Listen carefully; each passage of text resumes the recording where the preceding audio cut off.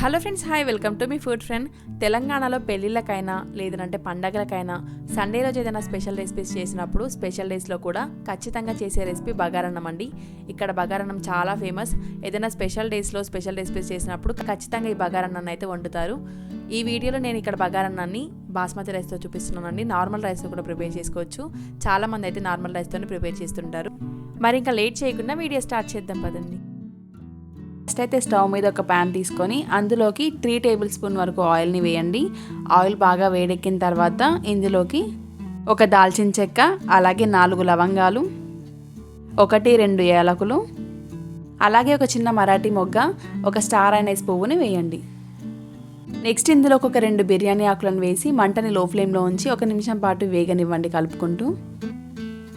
ఇలా 1 నిమిషం పాటు వేగిన తర్వాత ఇందులోకి 2 టీ స్పూన్ల జీలకర్రను వేసి మరొక 30 సెకండ్ల పాటు వేయించండి.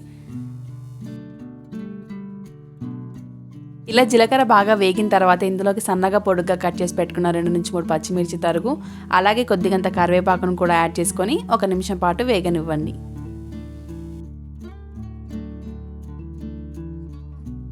ఇలా పచ్చిమిర్చి కరివేపాకు బాగా వేగిన తర్వాత ఇందులో 1 టేబుల్ స్పూన్ వరకు ఫ్రెష్గా నూరు పెట్టుకున్న అల్లం వెల్లుల్లి పేస్ట్ని యాడ్ చేసుకొని అల్లం వెల్లుల్లి పేస్ట్ పచ్చివాసన పోయేంత వరకు ఫ్రై చేసుకోవాలి. అల్లం వెల్లుల్లి పేస్ట్ బాగా వేగిన తర్వాత ఇందులోకి 1 టీ స్పూన్ వరకు ధనియాల పొడిని, అలాగే టేస్ట్కి తగినంత సాల్ట్ని యాడ్ చేసుకోండి. ఈ ధనియాల పొడిని, సాల్ట్ని ఒక 1/2 నిమిషం పాటు కలుపుకొని ఇందులోకి అర్ధగంట ముందు నానబెట్టుకున్న 4 కప్పుల వరకు బాస్మతి రైస్ని యాడ్ చేసుకుంటున్నాను. ఈ బాస్మతి రైస్ని యాడ్ చేసిన తర్వాత ఒక్కసారి కలుపుకొని ఒక 2 నిమిషాల పాటు ఆయిల్లో వేగనివ్వండి.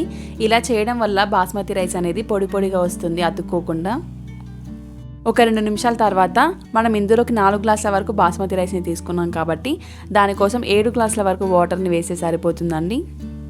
మంటని హై ఫ్లేమ్లో ఉంచి ఒక 10 నిమిషాలు అన్నాన్ని బాగా ఉడకనివ్వండి. ఈ అన్నం ఒక 10 నిమిషాలు ఉడికిన తర్వాత కొద్దిగా దగ్గర పడుతుంది.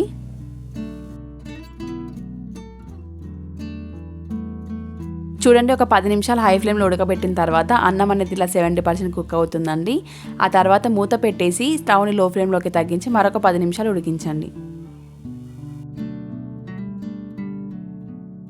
చూడండి, ఒక 10 నిమిషాలు హై ఫ్లేమ్లో, ఒక 10 నిమిషాలు లో ఫ్లేమ్లో ఉడికిన తర్వాత చూపిస్తున్నాను. అన్నం అనేది ఆల్మోస్ట్ కుక్ అయిపోయిందండి. ఈ స్టేజ్లో సన్నగా కట్ చేసి పెట్టుకున్న కొత్తిమీరని చల్లుకోండి. అలాగే 1 టీ స్పూన్ వరకు నెయ్యిని కూడా వేసుకోండి. చూడండి, కొత్తిమీరను నెయ్యిని యాడ్ చేసిన తర్వాత మళ్ళీ మూత పెట్టేసి ఒక 2-3 నిమిషాల పాటు లో ఫ్లేమ్లో ఉడకనివ్వండి. ఇలా ఒక 2-3 నిమిషాల పాటు లో ఫ్లేమ్లో ఉడికిన తర్వాత చూపిస్తున్నాను. చూడండి, అన్నం అనేది పర్ఫెక్ట్గా కుక్ అయిపోయింది. మళ్ళీ మూత పెట్టేసి ఒక 10 నిమిషాలు ఆగిన తర్వాత సర్వ్ చేసుకుంటే అన్నం అనేది చాలా పొడి పొడిగా వస్తుంది.